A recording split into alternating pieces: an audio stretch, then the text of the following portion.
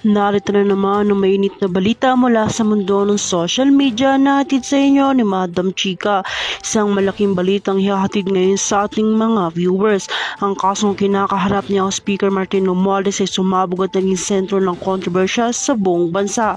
Ayon sa mga ulat mula sa mapagkakatiwalang sources, naglabas ng halo ang korte at nagpasyahan ng leader na kamara na mga kinatawan na si Romualdez ay kailangang magbayad ng parusa sa 6 na taon na pagkakakulong. Ang kasong ito ay isang serye ng mga legal na issue nagsimula pa noong nakaraang taon. Ipinagpaliban na ilang beses ang pagkilitis ngunit kamakailan lamang ay tuluyan naglabas ng hatol ang korte. Ayon sa mga abogado ng panig ng proteksyon, may mga tamang transaksyon na naghanap ng ilang mga proyekto ng gobyerno na kinasasangkutan ni Romualdez na umunay nagresulta ng mga akusasyong pandaraya at katiwalaan, habang ang depensa na may nagpatuloy na binaglalaban ng innocence ng kanilang kliyente. Bilang isang mambabatas, binatiko si Romualdez dahil sa di umano'y hindi tamang paggamit ng pondo at mga proyekto ng hindi napondohan na ayon sa mga tinakdang alituntunin. Ayon naman sa mga eksperto, itinuturing na isang malaking hakbang ng laban kontra katiwalian. Pinagtibay pa ng mga eksperto na ang mga dokumento na ginagamit laban kay Romualdez ay may sapat na batayan upang magdulot ng pag-usig sa mga posibleng legal na gawain. Sa kabila nito, pinalabas ng kanyang depensa na may mga political na motibo ang mga akusasyon. Dahil sa malaking pangalan at posisyon ni Romualdez sa politika ng bansa, hindi maiiwasang magdulot ng mga reaksyon mula sa mga kababayan. Maraming tao nagbigay ng kanilang pananaw tungkol sa hatol.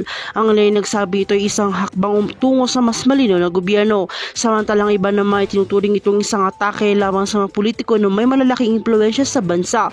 Ang mga netizens ay tumataas sa mga reaksyon sa social media, kung saan ang hashtag Yari Ka Dito Romualdez ay naging trending sa mga nakaraang oras. Sa kalukusuyan, ang mga otoridad ay nagpatuloy na kanilang mga operasyon upang tiyakin ng patutuloy ang hatol na ito. Ayon sa mga miyembro ng National Bureau of Investigations, kanilang pinag-aaralan ang lahat ng aspeto ng kaso, tinitiyak na walang legal na butas na magagamit upang matas ang hatol. Inaasahan din nila na may mga susunod pang aksyon laban sa kanila pang mga personalidad na posibleng may kinalaman sa isyong ito. Hindi rin tinatanggihan ng mga otoridad na posibleng magkaroon ng bagong kasong sasampa sa kinakaharap. Ang ilang mga kaalyado ng kasamahan ni Romualdez ay politika ay agad nagbigay ng pahayag ng suporta.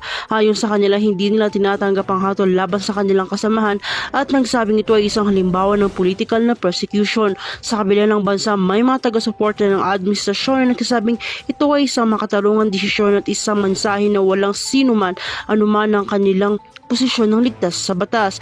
Patuloy natin susubaybayan ang mga susunod na kaganapan hinggil sa mga kasong ito. Marami pa mga tanong ang kinakailangan masagot at patuloy na mga reaksyon mula sa lahat ng sektor ng ating lipunan. Para sa inyong mga katanungan at updates, manatili lamang kayong nakatutok sa aming channel. At kung ikaw ay bago pa lamang sa aking channel, ay huwag kalimutang mag-like, share, and subscribe para update ka sa mga panibagong balita.